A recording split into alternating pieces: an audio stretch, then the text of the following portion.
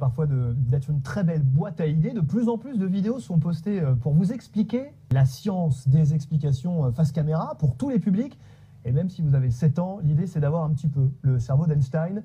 David Madej avec Marion Guégan et Gaël Courcel. Hey, c'est Rudy pour le savant singe. Quelle est la couleur d'un miroir? Expliquer la couleur d'un miroir ou encore donner des informations sur le gluten.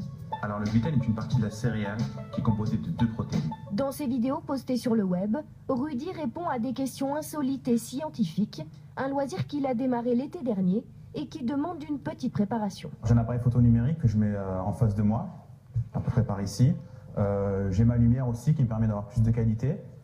Et j'ai mon micro que je place proche de moi, également pour avoir une meilleure qualité sonore. Avant de s'enregistrer, Rudy prépare ses exposés car une fois la caméra lancée, pas de question de se tromper. Hey, c'est Rudy pour le savant singe. Les lentilles vertes sont pour... Ah, excuse-moi.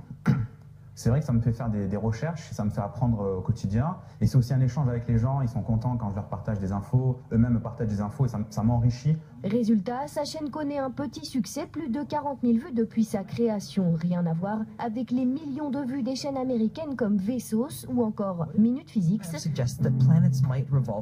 En France depuis 2 ans, c'est Experiment Boy qui cartonne avec des notions parfois très complexes. Sont linéairement proportionnelles à la vitesse à laquelle on se déplace. Mais toujours avec beaucoup d'humour.